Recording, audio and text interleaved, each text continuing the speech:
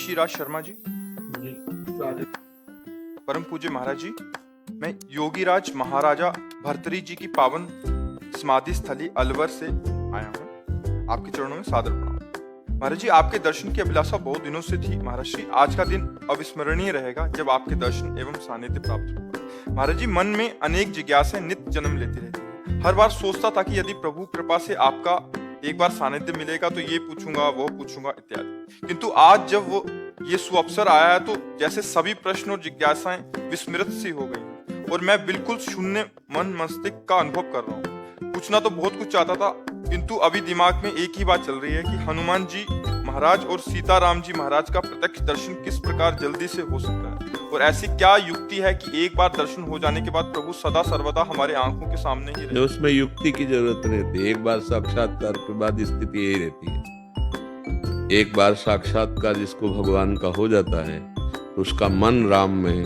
बुद्धि राम में, चित्त राम में, अहम राम में हो जाता है। यही साक्षात्कार का स्वरूप होता है, पर इसके लिए निरंतरता चाहिए। हमारा जब चित्त निरंतर श्री भगवान में रमण करता है तो चित्तचोर भगवान कृपा कर हमारे हृदय में, हमारे नेत्रों में प्रकाशित हो जाते हैं। भगवान स्वयं बोले हैं, अनन्य चेता सततम यो माम स्मरति नित्य सा तस्याहम सुलभा। पार्थ, सुलभा माने सुलभ, मैं उसके लिए हूं। किसके लिए? बोले जो अनन्य चेता सततम यो माम स्मरति नित्य सा, जो मेरा नित्य स्मरण सतत करता है, एक क्षण के लिए भी नाम न भूले।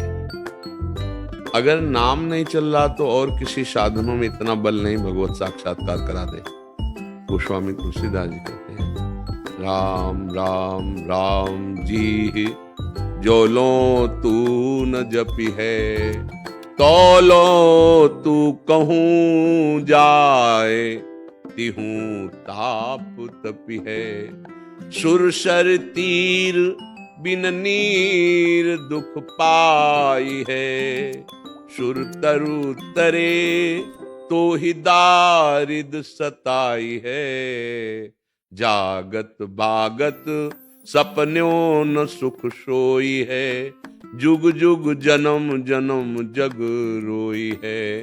छूटी वे के जतन विशेष बांधे जाए गो, वे है विश्व भोजन जो सुधा सानी खाए गो। राम राम राम जी जो लो तू न जपी है, तौलो तू कहूं जाए, तिहूं ताप तपी है। गोस्वामी जी का अनुभव, जब तक निरंतर नाम नहीं जप करोगे तो कहीं भी चले जाओ, छूटने का जितना प्रयास करोगे उतना बंधते चले जाओगे। भगवान नाम जप भगवान का साक्षात्कार कराने वाला है। जैसे भगवान को मानो पतंग और नाम को मानो डोरी।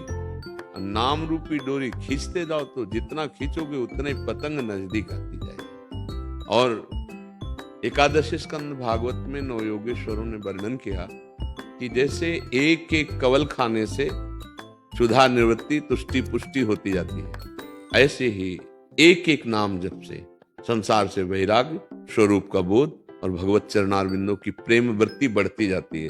पर जैसे बहुत दिनों का भूखा हो, दो चार कवल में आग ही लगेगी, समझ में नहीं आएगा, पर वो अपना काम कर रहा है, भूख मिटा रहा है, पर जब वो आधा पेट होगा तब उसे समझ में आएगा। ऐसे ही हम जैसे थोड़ा नाम जप कर लें तो और आग बढ़ती है, यद्यपि वो काम कर रहा है, पर समझ में तब आएगा जब 24 घंटे में कम से कम 12 घंटे भजन होने लगे, तब आपको स्वाद समझ में आएगा। और कहीं निरंतर भजन होने लगा तो भगवत साक्षात्कार हो जाएगा।